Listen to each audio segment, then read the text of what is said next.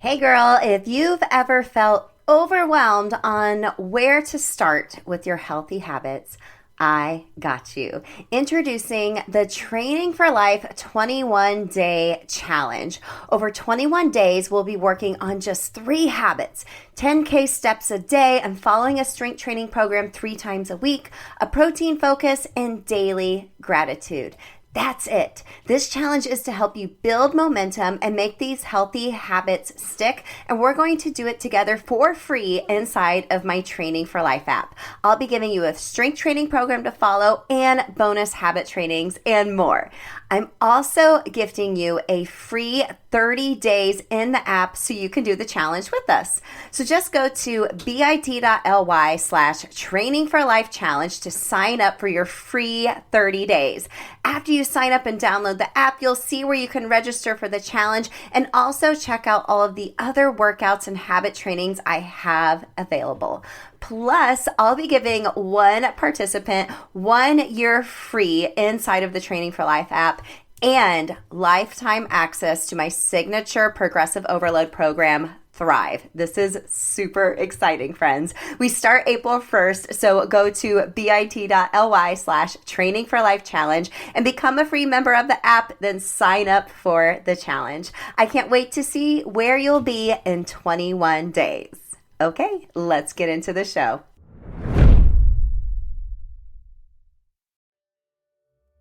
Hey girl, if you're done with dieting and the constant starting and stopping of your healthy habits because, well, life, and you'd rather find a way to train for life instead, then you're in the right place. Hey, I'm Emily, habit and fitness coach and midlife boy mom. I've gone from frustrated dieter to now consistently and confidently living a healthy lifestyle, following the habit hacking systems that I'm now going to teach you. Think of this as atomic habits for women. I'm now helping other midlife moms like you feel and look good in their favorite leggings through all seasons of life, following my habit-based fitness programming. No more dieting, my friend, just training for life. So are you ready to habit hack your health? Then let's do this. You're listening to episode 288 of Habit Hack Your Health. Hey friend, welcome back to the show. I'm so happy you are here. Today we're chatting about maybe something that can be a little uncomfortable, and that is poop. Now, I truly believe in a holistic approach when it comes to your health. Think your lifestyle and experimenting with food and how it affects your body and how movement makes you feel mentally and physically, right? And after years of really listening to my body's cues and making adjustments based off of that feeling and the data, such as my lifestyle, diet, and movement, I can say that I feel very confident in my gut health right now and knowing when to really listen to what my body is telling me and make adjustments accordingly.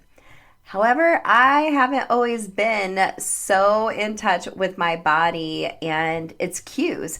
I remember years ago, I don't remember if I had my oldest son yet or not, but I just had constant bloating. I also wasn't going number 2 consistently, like at all. In fact, I found myself constipated at times. I remember sharing it with my husband, even no matter how uncomfortable it is, right? And he was so confused as to like what was wrong with me because he pooped so regularly, like to the minute. And I didn't know what was wrong with me either. And what I think is very interesting as I was researching this episode a little bit more after I talked to our guest is that women are statistically more likely than men to experience constipation, IBS, and other like gut issues. And studies show women are 2 to 3 times more likely to suffer in particular from constipation. And this can be due to a variety of lifestyle and diet issues, but also just fluctuating hormones as well. So I was pretty uncomfortable. I had struggled to go to the bathroom, lots of bloating. So I went to the doctor because I remember at the time this commercial being on TV about like irritable bowel syndrome and bloating and constipation. And I was like, okay, I need some medication to get that under control. And my doctor prescribed me whatever was like the non-bloating prescription medicine at the time. I remember not even taking the whole bottle because it really didn't seem that effective for me. I was still constipated and not going to the bathroom regularly. And when I look back at that time, I wasn't working out consistently. I for sure wasn't drinking enough water. I was drinking a lot of coffee throughout the day. And my diet didn't include very many whole foods, but rather frankenfoods, a lot of cheese. I was eating a lot of protein bars at the time that were whey based as well. So I had to take action just for myself and dig a little deeper. And after experimenting with my diet, I realized the protein bars I was eating that had whey, my stomach did not agree with whey protein. Anytime I have it, even if I just try to experiment now, years later, I blow up within 10 minutes of having any type of whey. I love cheese, but if I have too much of it, it constipates me big time. But also, I found that moving my body more and drinking more water, especially with electrolytes, I'm just more aware now of my body's cues, what's bloating me personally, and I can share that I have regular number twos now. But one other area when I think it comes to like our pooping hygiene and routine and like what's going on with our gut, one area that we might be neglecting, because first we go with diet and movement, but the other one is mindset. I think the invisible load that we're carrying and the pressure we put on ourselves is affecting our gut for sure. It's like that saying, right? Your gut knows what's up. Like, have you ever had like a gut feeling, or you might have an upset stomach due to nerves? I know I have plenty of times in the past. And what's really interesting is when you're anxious, some of the hormones and chemicals released by your body enter your digestive tract and they interfere with digestion. So anger, like anxiety, sadness, and even like happiness, all of these feelings can trigger symptoms in the gut. And your brain has a direct effect on your stomach and intestines. Like, I think that is just so interesting and just another reason why we as women have to do habits differently. I talk about this more in my private podcast, Atomic Habits for Women, where we address some of the mindset roadblocks we have as midlife moms and utilize some habit strategies that will have a positive effect on us, not just mentally, emotionally, but also physically, right? First, we got to lose that diet culture mentality, though. That's a subject for a whole another thing. So if you haven't listened to it yet, go grab it. It's in the show notes. You can go to bit.ly/atomic habits for women. So there could be just so many different factors in your life leading to some pooping issues, right? But to break this down for us from like a scientific and a more simple and practical manner is the perfect expert. You guys are going to love her. I have Liz Roman, get this, the poop queen on the show today. I love her so much. So let me tell you a little bit about Liz. Like I said, I know you're going to love this conversation. She's famously known as the poop queen, and she's a certified functional nutritional practitioner and restorative wellness practitioner. She specializes in gut health and holistic healing. Okay. She's the founder and co-owner of Fit Mom, a top tier functional nutrition practice. And Liz is just dedicated to uncovering and addressing the root cause causes, not just putting a band-aid on anything, but the root causes of digestive disorders, hormonal imbalances, autoimmune challenges, metabolic health issues, and so much more. She's also the co-host of the podcast, The Health Revival Show. She shares some powerful down-to-earth health strategies that empower women to reclaim control over their well-being. Now, Liz is so fun to talk to and help us. She's going to really help you break down some simple habits to help you go to the bathroom and how to literally listen to your gut so you can make adjustments so you can feel your best. Now, make sure to stick around to the end of the episode. As always, I'll have my 3 biggest takeaways for you. Okay, let's go chat with Liz Roman, the poop queen. Okay, friends, thank you so much again for coming back and listening to another episode of Habit Hack Your Health. If this is your first time here, welcome. You are in for a treat today. We are talking with Liz Roman, the poop queen. Liz, welcome to the show.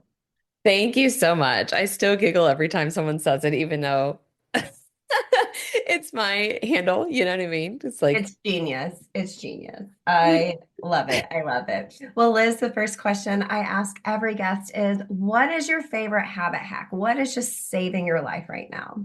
yes. So I was sharing with you offline. I am a mama of a 5.5-year-old as well as a 8-week-old. And we know in this phase, we gravitate towards coffee. I'm a coffee girl, coffee lover. So my habit hack right now is that I do not allow myself coffee at all until I've had, honestly, one of these 40 ounces of water because I was doing a real bad job and I was slacking. So that has saved me. It's forced me. I always talk about lemon water in the morning, but like Mhm. 6 ounces is just not enough. So it's kind of forced me to have my full electrolyte cup. It's 10 o'clock right now. We're just hitting record and I just got my coffee and filled this up for the second time because I was feeling it. And with lack of sleep, we do not want to be dehydrated. So that's my habit hack. And it's like a commitment I've made to myself so that I'm also not slacking on my water. I love that. And I just want to recognize the season of life that you're in too. Because I think so many of my, I'm 42, my boys are teenagers now. And just thinking about when they were real itty bitty and as they've grown up and the different seasons of life you go through and how you have to give yourself grace through those different seasons and just do the best you can. So I'm actually implementing drinking electrolytes before coffee in the morning as well, because when my boys were little, I was like, my coffee ritual is sacred. And then I would drink coffee all morning because it was just like, it's sacred. It's a habit. Business partner texted me this morning. It was like a reel that she sent me, and it said, four coffees, no lunch. And I was like, I sometimes feel like that because you're just on the like go, and Um, yeah, it's so easy. Like I have ranted so many times about how, important hydration is. It's the most important nutrient to the body and Mm, ways and all the things. But when you're really in it, and we're turning a corner now with our sleep, getting a little bit longer stretches, but when you're really in it, man, it is hard. It's like, yeah, I know that I need to be doing that, but this coffee is giving me life. And yes. so that's my habit hack that I've gone back to because it is something that I started long time ago. And I do like with my lemon water in the morning, like I don't miss it because it plays such a huge role, which we can talk about when we get to like digestion and such. And then like camu, that's great for immune system support. We've been doing that in our house so that knock on wood, none of us are, getting sick and things like that. But I just feel like we get so busy and we just forget. And I'm guilty of that too. So For sure, for sure. Okay. Love that habit hack. No matter what season of life, ladies, let's implement that before the coffee. Well, Liz, let's talk a little bit more about you. Can you introduce yourself to our audience and really what's the story, maybe the cliff notes to what's led you to what you do today and who you are? yes, trying to get better at this, like, 30-second elevator pitch, right? But no, I'll take you guys through the cliff notes, the highlights. When I was a young girl, I woke up one day and I couldn't get out of bed. And my mom thought I was trying to play rookie, but I actually had children's rheumatoid arthritis. They thought maybe that it was Lyme disease, that I had gotten bit at camp. They didn't honestly really know. Everything kept coming back, kind of negative, but the diagnosis was children's RA. I was told I would never walk, play, dance. I'd probably be in play sports or dance. I'd probably be in a wheelchair. And I was put on prednisone and methotrexate, two very strong steroids. I gained rapid weight, like 60 pounds rapidly. And I was, this was all going on between the age of 9 and like 11. So, long story short, I believe that I was healed. We went to the Children's Hospital St. Louis. Mom took me off the medications and I was, functioning, but I was still really overweight. And then I got hit with like really bad PMS, hormonal acne. The answer there was birth control. I really struggled to get that weight off. I was always the big girl. I was always trying to diet. And I was constipated. I was chronically constipated. So fast forward, I had a colonoscopy in college, and they just said everything is normal. Drink water, have more fiber, take Miralax. Well, if anybody's ever taken Miralax, you're going to hear in this episode, one, it's toxic and we don't want to be doing that, but it's very harsh on your system. It's so toxic to the body that your body tries to repel it. So it's very painful. And my big thing for people is I want you pooping 1 to 3 times a day pain free. And so that doesn't mean that we want to be taking these laxatives that are leaving us like cramping, stomach pain, and then also running to the bathroom. And so after college, I was working in the corporate world. I was over 200 pounds. I could not get the weight off. I was exhausted all the time. And I was, you know, going to the gym and I was trying to do better, but things just, you're not real motivated when you don't feel well. Like, I don't know if anybody has ever felt really crappy and then just be like, I'm so motivated to go to the gym and so motivated to eat healthy. Like, you are in some ways because you want to feel better, but when it's not working, you can't figure it out. I just wasn't. And so I finally found functional medicine, and that honestly saved my life. Long story short, from then until now, I it changed my life so much that I left my corporate HR career. I got certified. I'm a board certified functional practitioner, and I've been working with women since 2016, one on one, to address the root cause and really help them understand that their symptoms are not normal. They shouldn't fall on deaf ears when you go to your providers. Just because your labs are normal doesn't mean that it's optimal. And for me, it was Hashimoto's. It was another autoimmune diagnosis. My antibodies were elevated, but my TSH was within range. And so nobody ever did any further investigation until I found functional medicine. So that's the really, really high level, a lot of highs and lows in between that, right? A lot of symptoms and battling and really getting in the trenches and doing the gut healing work, doing the hormone healing work, restoring my metabolism and, getting 70 pounds off. And I just would say to women out there, like, if that's you, fire your providers and keep seeking solutions because you don't have to live the way that maybe you're living right now with multiple symptoms. That's a story I've heard time and time again. I've experienced as well, is when you just know something is not right and you're going to a professional to get help and they're like, you're fine, do this, do that, and it never gets better, or prescribe you something to kind of put a band-aid over it. So I love your messaging and what you're doing, and that you can relate to women as well. It's not just like, oh, I've just always been in perfect health and I want to help other women, right? You have a story, you know how it feels. So I think you can relate to a lot of your clients and even our listeners today as well. So thank you so much for sharing that story. Well, you're the poop queen. So let's talk poop. Yeah. Let's do it. Let's do it. I think this is going to be a very relatable episode that a lot of women will be like, oh my goodness, raising their hand, but maybe have felt embarrassed to talk about in the past. So let's talk about poop. What's normal and what's not? What do you see from most of the folks in your community? Yeah. So when we think about normal, I think there's two classifications here, right? We have conventional medicine that says that if you are moving your bowels 3 times a week, you are fine. I would heavily and strongly, firmly disagree with that. What is normal, what should be normal, what is really optimal is that you're moving your bowels 1 to 3 times a day pain free and you feel satisfied. Everybody out there listening to this, as taboo as it is, like, when you have a good poop, like we used to call it victory. When I was so chronically constipated, even in college, like my roommates would joke, like, victory, it just felt so good because this is toxic waste that is sitting Mhm. in your body. And there's so many things that need to be eliminated in that. And if we're not doing that every day, it's backing up your system. It's putting, more pressure on your liver, more burden on your liver. We already live in a world of toxic soup. When you're not moving things out, bacteria are overgrowing, opportunistic bacteria that are then, fermenting on things that you're eating. You think, now I have food sensitivities, I have bloating, I have gas. That's driving leaky gut or gut permeability. And so things are getting into the bloodstream. And now you're tired and you have skin issues and you have joint pain and brain fog. And everybody is just like, yeah, you poop 3 times a week, you're good. And I'm not saying that all those things are the only contributor. Like, constipation is not the only contributor to those symptoms, but it is certainly a big player because constipation is the bottom of our funnel. Like, your bowel movements, your colon, that's the bottom of your drainage funnel.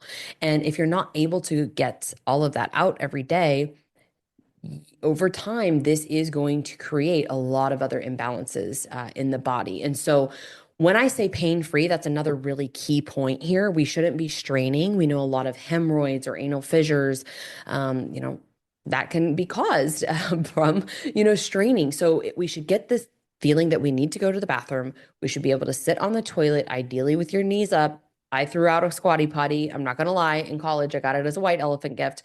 Those things are actually very helpful because the natural position is get your knees above your hips. It allows, things to open up so that you can easily pass what should be more of a snake-like, sausage-like, smooth bowel movement.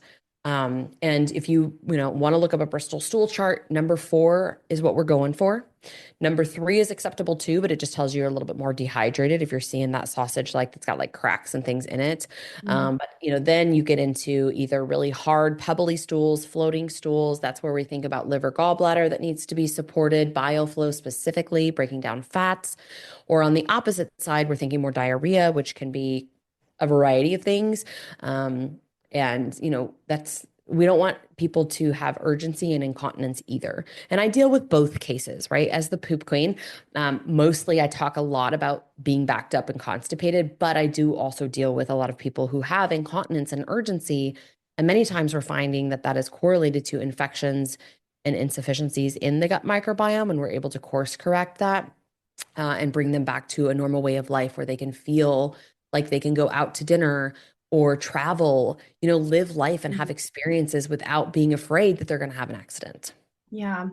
You know, I'm curious as we're talking, do you know any data or whatnot, Liz? Like if we looked 50 years ago, was this a big issue for women because I'm thinking of just the processed foods and the chronic stress we have.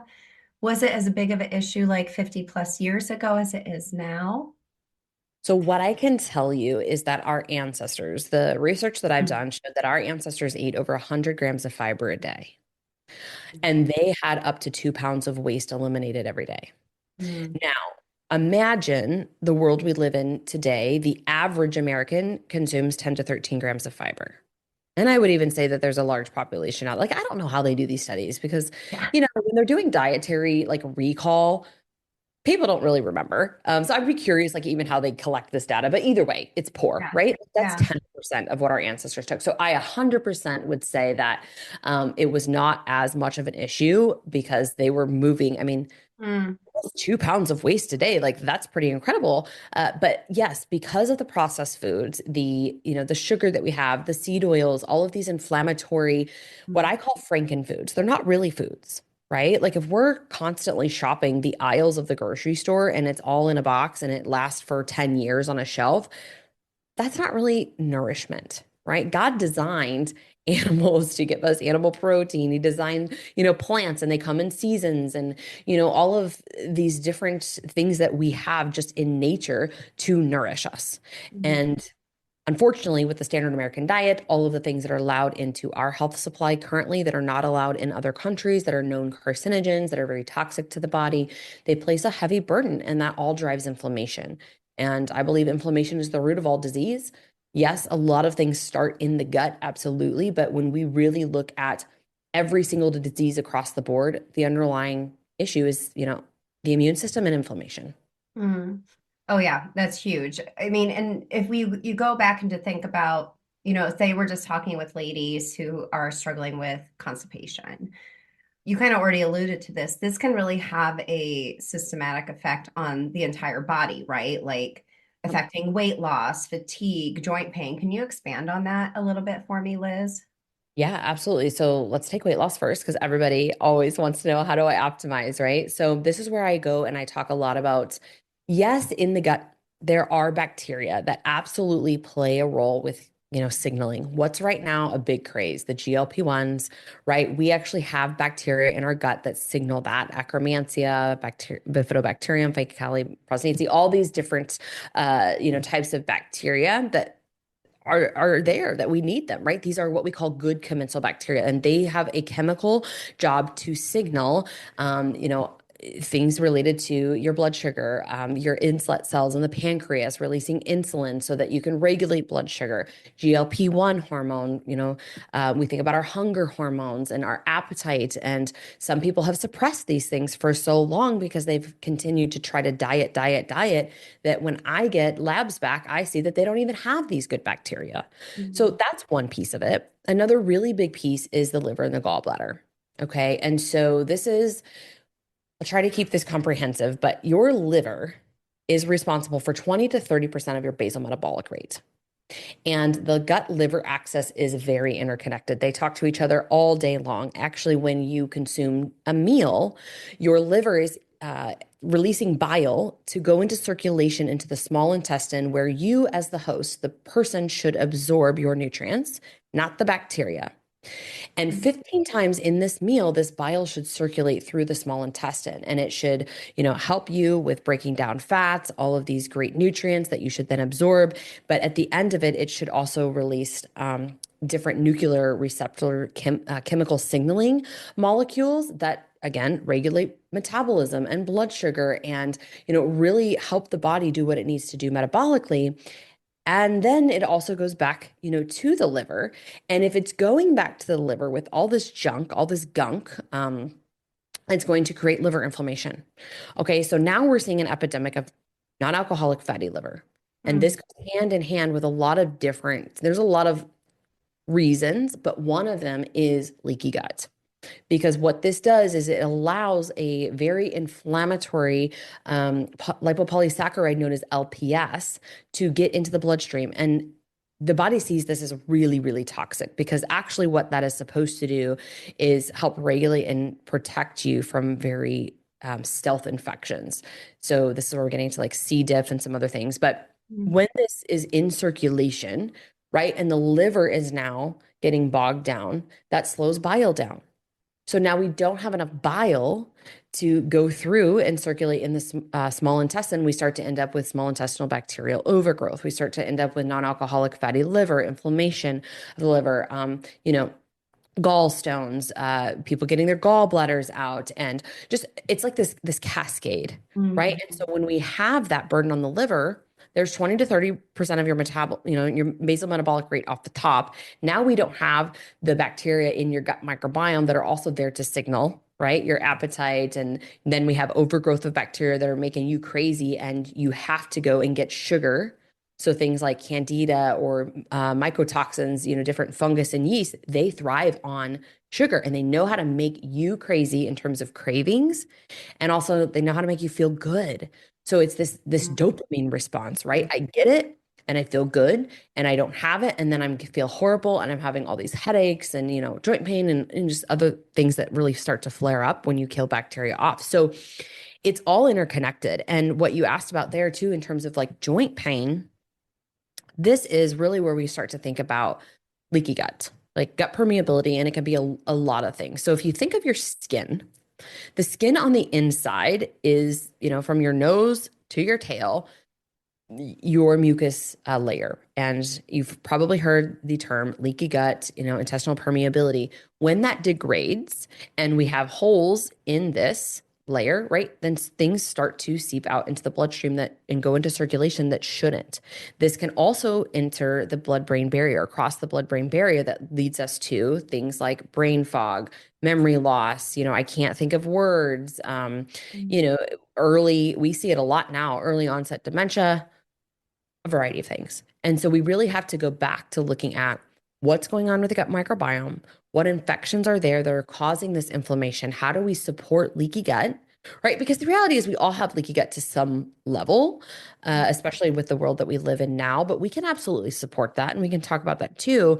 And all of this is, with the overarching umbrella theme of how do we calm down the inflammation and how do we calm down the immune system? Because the immune system can just continue to be upregulated, and it's overactive then.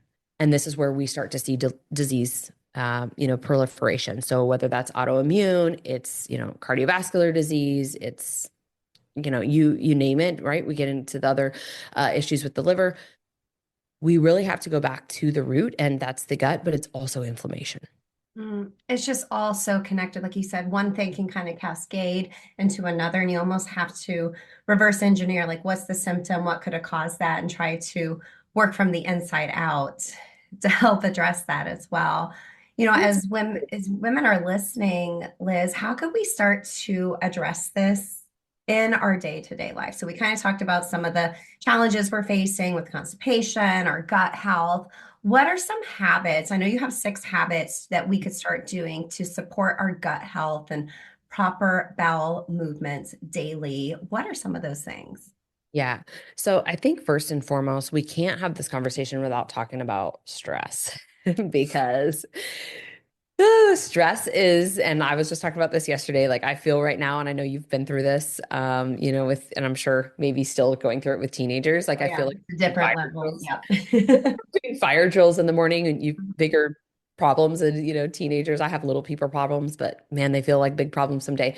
So, first and foremost is really, I would say to women out there, we'll get into the 6 tips, but how are how are you paying attention to your body? Like, are you having symptoms that you're ignoring, you're sweeping them under the rug, you're just kind of pushing through? Because the reality is that when we get really busy, we all do this in some way, shape, or form. Like there's whispers of symptoms, but it's not too bad. So it's not a big deal, right? Or it's going to get better this week. I don't know if you've seen on social media all these people talking about like, but after this week, things are going to slow Oh down. yeah, Like, yeah. that's just like adult, right? For like adult life or entrepreneurship or parenting. Every week we say the same thing. But we really need to, I would encourage you to slow down and start to pay attention to what some of your symptoms are and recognize that you don't have to live that way.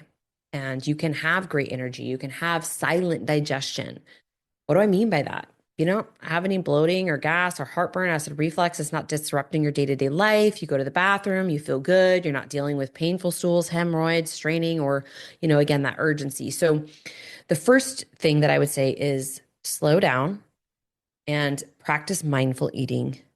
And this again is part of the stress conversation of how do I get out of this fight or flight into more of a rest and digest state, because digestion is a north to south event. We need your brain to start signaling, for digestive enzymes in your saliva to release stomach acid in the stomach, to give you bile, to break down fats, all these things. And when we are in a rush state, so you get up, your hair's on fire, you're trying to get the kids out the door, you're like shoving something in your mouth and you're not chewing your food well, and you're not even making a connection that you're eating because, again, you're so distracted on the go. Your body is not prioritizing digestion. And so, therefore, you're probably going to end up here with some uncomfortable symptoms, especially bloating and gas, because now, not chewing your food well and being distracted, you've also put more of a burden on your chemical digestion, which isn't being prioritized because your brain is like, I got to keep you, doing the thing that you're doing, right? If you're driving, I got to keep you safe and alert to all these other things. I'm not concerned about your digestive enzymes and stomach acid and bile. So I think that's one thing. I would say slow down, really try to eat undistracted, minimize liquids with your meals that dilutes your gastric juices, and really try to chew your food. That's number one. Number two, we touched on this earlier, is be hydrated, right? With minerals and electrolytes. So every cell on your body has a sodium potassium pump. We want to make sure that we have, proper electrolyte signaling in the body. They are like the spark plugs to everything. So I would say at least half your body weight in ounces. If you train or you're constipated, I would go up to 2/3, maybe even more. And so really making sure that you've got that on check every single day. Dehydration is one of the big root causes. Even though there's 29 different root causes to constipation, it's one of the big ones. Sure. Number three is I think that you need to be outside in nature. You need to be moving your body. You need to be getting sunshine. We know that walking in nature has been shown in the research to not only help blood sugar levels and digestion and, motility and things like that, but it also really helps with depression and anxiety. And what are one of the medications that GI doctors commonly prescribe when people go in and they have IBS, this BS catch-all diagnosis? Symptoms, they prescribe antidepressants, anti-anxiety medication. Well, it's a chicken and an egg scenario here. Like Yeah. there's real great evidence out there, and I don't want to downplay, Sure. mood disorders, Mhm. but gut and mood go hand in hand. So there's the top three. Mhm. Number four is pooping hygiene. And again, these can go in different order, but this is just how I'm talking about it. So, pooping hygiene is that your colon is set for cleansing time between 5 and 7 a.m. It's ideal for you to get up and have the stimulation that you need to go.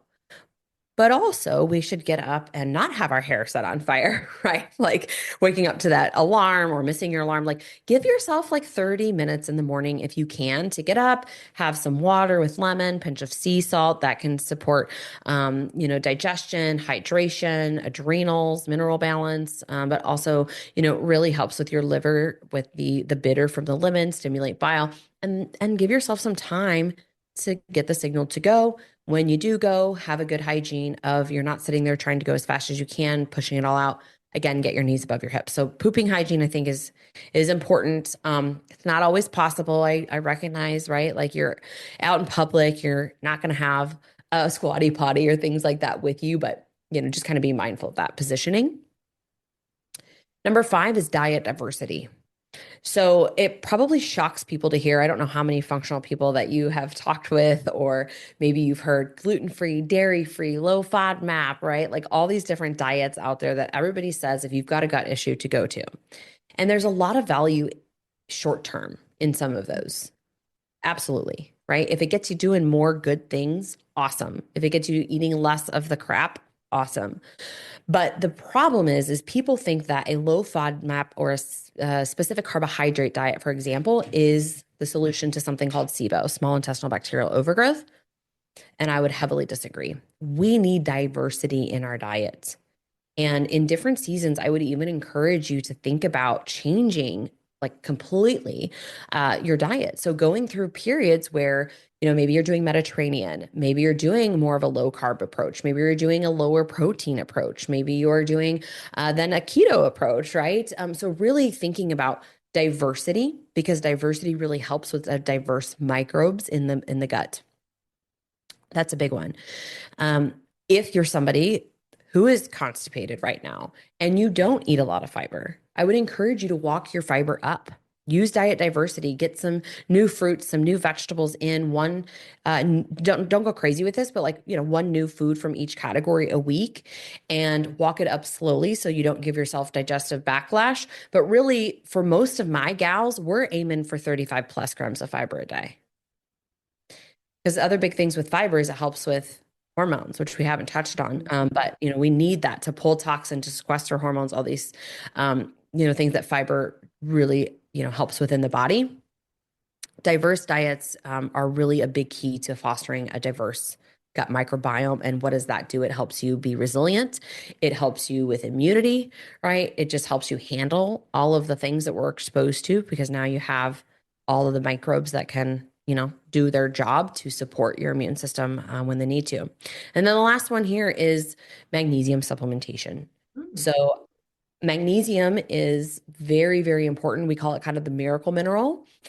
There's different forms of magnesium. And, if you are chronic, constipated, I would go with citrate or glycinate or a combination. So that bisglycinate is one of the most absorbable forms of magnesium. It's actually going to work on deficiency in our body, which most people are deficient in magnesium because our soil is deficient in magnesium. Our food is just not, grown the way it was many years ago. And so that can be very helpful because it'll work on magnesium deficiency and then also nerve and signaling, rather than just citrate, which is working as an osmotic laxative, meaning it's pulling water into the colon to help you go to the bathroom. Gotcha. So I like a product that's a combination of that. It's called Prozorb Plus. It's by New Ethics. It's also got some vitamin C in there. Vitamin C can be helpful for motility, but also adrenal function, immune system, of course. So I like that. Otherwise, if you're like in a bind and you're listening to this and you're like, great, how can I use, something quick instead of Miralax? Calm, magnesium calm is available Mm-hmm. in most places by the pharmacy, and that's magnesium citrate. But I would start with all of that before I went to like harsh laxatives and Yeah. Miralax and a lot of this too that I'm talking about, and I'm sure you talk about a lot. It's all very foundational to our health. Yeah, well, I think a lot of times we want to go get a quick fix. Like, okay, I'm going to take Miralax because I'm not getting enough fiber in throughout the day. And as soon as you mentioned, talking about eating more fiber, and we've talked about the correlation of fiber and hormones on here with some other functional experts as well. And I think it's such a nutrient that a lot of folks neglect, or they think fiber only comes from like whole grains or foods like that, where I don't think a lot of folks are giving fruits and vegetables enough credit for how much fiber they have in it. And if you track it, it can be challenging at first and eye-opening to be like, wow, I know, because I just personally just did this. I was like, I am not getting enough fiber. And so what fruits and vegetables can I incorporate, like you said, to give myself more food diversity, but up my fiber as well? And I've noticed a difference for sure. Yes. Well, in my constipation cure guide, that's a free download listeners can grab if they want. I talk a lot about kiwis. So Mm. 2 kiwis a day have actually been shown in research to work similarly to osmotic laxatives. I'm a big fan of berries. I'm a really big fan of bitters. So when we think about the vegetable category, I love arugula. You can do, beet greens in a smoothie, something like that. To be honest with you, I don't do that because I don't want to ruin my delicious smoothie that I make with chia seed and flaxseed and berries. I like ginger. That's another one that can stimulate motility and act was what we call like more of a prokinetic. That's one of the best ones out there, even in supplement form. Uh, Outside of that, I'm a big fan, as I mentioned, like different seeds. So if it's Mhm. pumpkin seeds, if it's, even like hemp hearts, using good healthy fats, like avocado that also have some fiber. So I don't think that we have to be so set in stone with like I'm going to get my fiber from whole grains. And I would also caution you when you see something that's labeled as high fiber, where's that fiber coming from? Mhm. So I'm going to give the example of Quest bars because back in the day, Mhm. man, I used to eat Quest bars and I didn't want to be around myself. Like it was all these sugar alcohols in there and the whey and it just like it Mhm. wrecked my gut and I didn't feel well with it.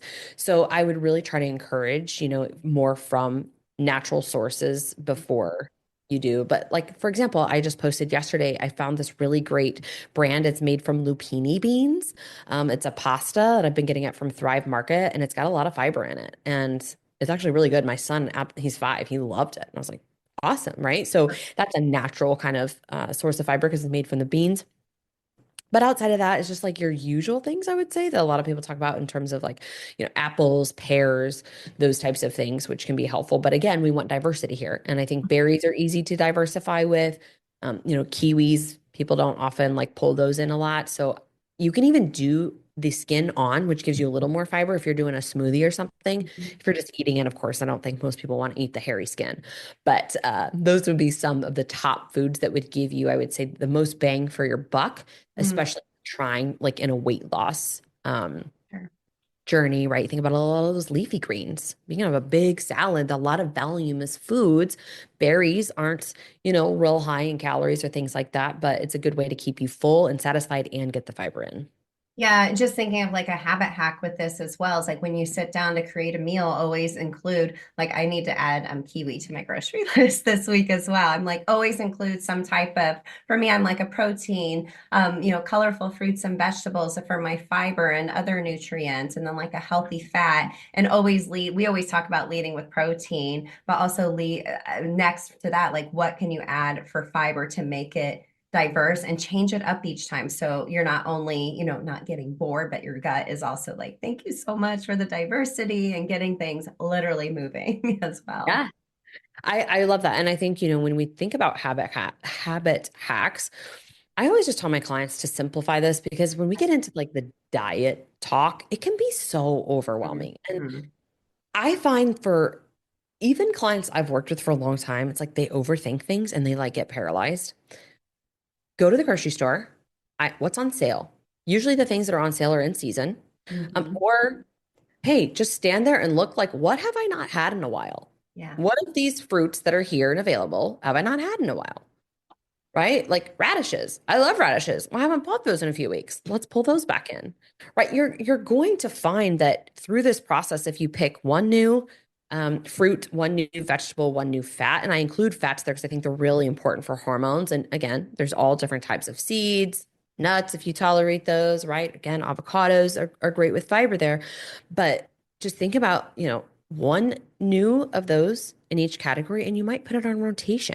You might find that, oh, wow, I really like this certain food or fruit that I haven't had in a long time. Like I forgot that I really like that, Sure. because I haven't Mhm. been going towards it. We get, I think the stats are most people consume the same 12 to 18 foods. Like that's just in their rotation, Sure. like Really even if good. they go out to eat.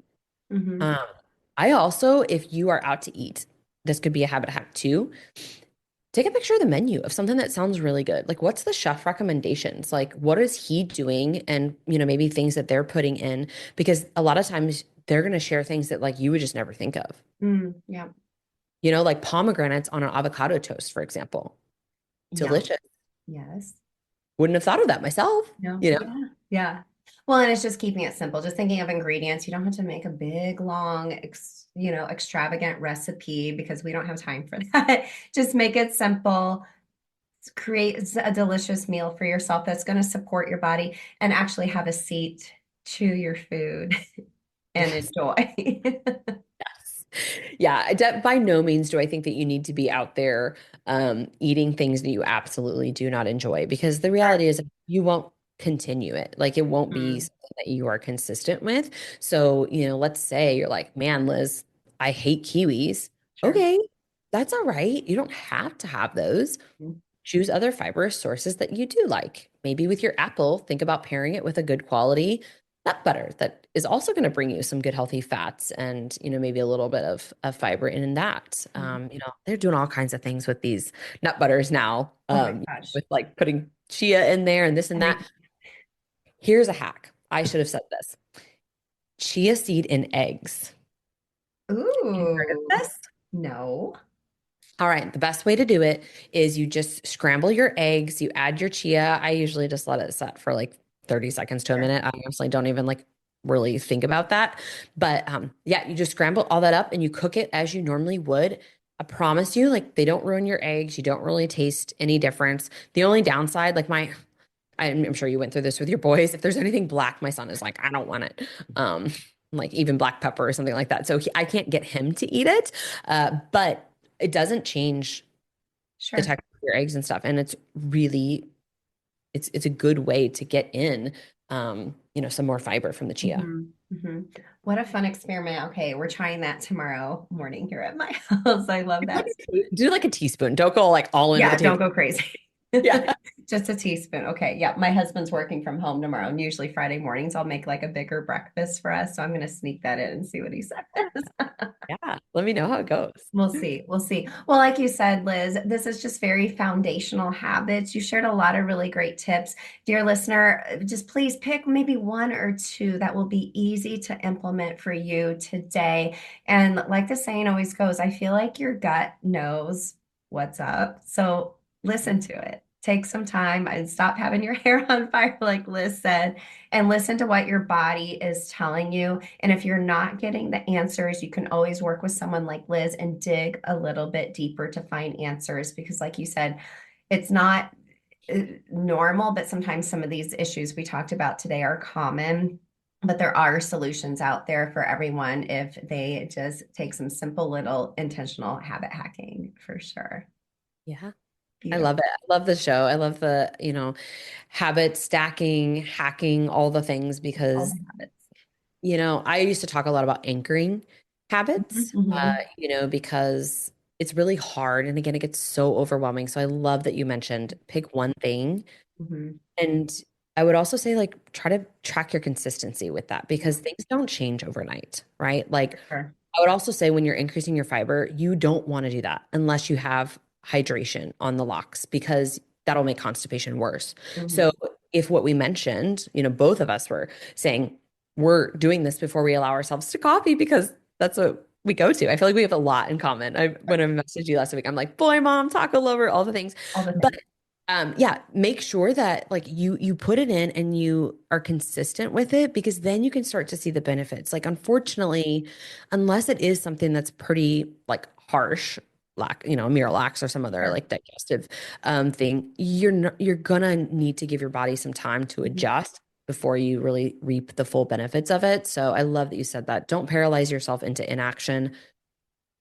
Pick one thing and then build upon that. 1% better every day was my mantra when I was really like quitting diet culture. I So love it. 1% better. And tracking is great too, because it gives you what I like to call the data versus the drama. Because within a week, you're like, well, the kiwis aren't working. Liz told me to eat kiwis. I'm still like only pooping like every once in a while. And it's like, well, if you're tracking, be like, okay, well, maybe I only ate it 2 days this week. You're able to see the data, get out of your head. And then over time, if we're patient, see the benefits of what we're trying to implement into our lives as well. I love that so much. I love that. I'm gonna have to use that. I'll shout out to you when I use it because like data Yes. first. Drama. Oh my gosh, that's such a good one. Oh my gosh. Well, it's true, right? We get caught up in our heads with so much, and there's so much noise out there with social media as well. And I love what you're doing because this is a very common issue, but a lot of women aren't very like apt to be like, hey, I'm struggling to poop or I'm constipated, even with their closest girlfriends too. So definitely felt like this was a great little coffee chat with our girlfriends today about all the things we're experiencing. Liz, where can everyone connect with you and find out more about what you're doing? Yes, absolutely. So I am most active on Instagram. That's my platform, the Poop Queen, as you mentioned. I will be the person in my messages. So if you're messaging me, if you don't get a reply, please message me again because it might have gotten buried or, I missed it. But that's the where I am personally most active. We have our website, fitmomlife.com. If you go to /Liz, that is the constipation cure. I also have a kids constipation cure that we are updating a little bit, and then it'll be back out for mamas out there because I'm definitely against Miralax for everybody, adults, but especially kiddos, and it grinds my gears there. And we also have a podcast, The Health Revival Show. So we are at like 800 episodes or something now. It's pretty wild. And we talk all things functional health, hormones, training, entrepreneurship, life, stress, all the things. So those would be the main places to find me. Super. Well, we'll make sure to link all of that in the show notes so everyone can connect with you, Liz. But thank you so much for this great conversation. I loved having you on today. Yes, thank you so much. Liz, thank you so much again for this conversation all about poop. It's something that is maybe a little uncomfortable to talk about, but I know there are plenty of you listening who are taking quite a few notes from this conversation. I know I for sure did. Now, make sure you head to the show notes. You'll be able to connect with Liz, get any of her free resources, and listen to her podcast as well. So, let's chat about my three biggest takeaways from this conversation with Liz Roman. And if this is your first time listening, I always do this at the end of a guest interview just to kind of give you the cliff notes because I know it's really easy to get distracted during podcasts because maybe you listen to a little in the car, a little while you're making dinner, a little while you're in the shower. I get it. So let's talk about it. My first takeaway is to listen to your gut. Literally, if you feel like something is up, your gut is like bloated, you're not having the regular poos, something is telling you that something is up. So you need to pay attention to your own body. And I feel like a lot of times we have a gut feeling something is not right, but we're not for sure how to go about addressing it. Liz gave us a ton of great topics today, and I really want you to pay attention to what is going on with your body. Because, like she noted, everything is so connected. And a lot of times, inflammation starts happening, and you're not able to experience weight loss. You're having fatigue, you're having joint pain. And a lot of it can stem from your gut. So, if you have a gut feeling that something is going on, go address it. Do not ignore it. Another way to think about this in order to listen to your gut is to slow down. Reverse engineering to find out the root cause of maybe why you're constipated, why you're having an upset nervous stomach, or why you're bloated, right? One of the first things she noted is stress, right? We're in a fight or flight way of life all the time instead of what Liz called a rest and digest, right? Your body probably isn't prioritizing digestion. You're not chewing. You're probably standing at the countertop, eating as fast as you can, or grabbing a bar as you get your kiddos out the door and out throughout your day. You're not addressing a slow, restful digestion system. You're in fight or flight all the time, and that's leading to bloating and some other gut issues. So slow down. Give yourself some time to digest your food and practice some mindful eating. We have had a ton of episodes on slowing down. I actually had a habit hack about how to stop standing at your kitchen counter and eating meals, right? This is really going to help you move things literally out of your body. Right. And the last one is to diversify your diet. I'm so glad Liz talked about fiber, because I think this is the next hot topic everyone is going to be talking about with your hormones. It's been protein. Protein has been king. It is still king and queen of everything, in my opinion, but fiber is a close second. And I think a lot of times when we think of fiber, we think of whole grains. And fiber is so rich in natural fruits and vegetables and seeds and even healthy fats from avocados. Liz gave us some really great ones. I've actually been eating about 1 to 2 kiwis a day since I chatted with her. So I'm really excited to see where this goes as far as my own digestion if I give it some time. So think of fiber a little bit differently. What whole food sources can give you some natural fiber, and track and see what happens. You've got to give it time, right? Within a week, I'm probably not going to see a lot of big impact on my digestion, having 1 or 2 kiwis a day or even being inconsistent. You got to give it time and take note. And then once, like we talked about, listen to your gut. And, the bottom line here is to give yourself some time using these healthy pooping habits and tips Liz has given us, and just really continue to pay attention to your body and be patient as you do so.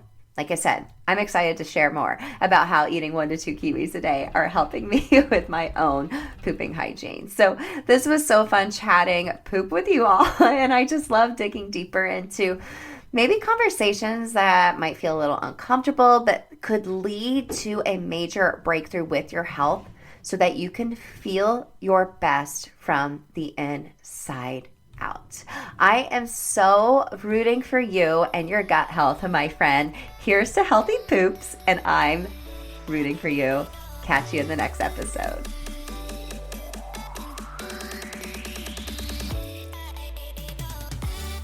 I am so proud of you for listening to another episode of Habit Hack Your Health. I don't want you to just feel inspired, but I want you to go take action. To help you do that, go grab a free 7-day trial inside of the Training for Life app.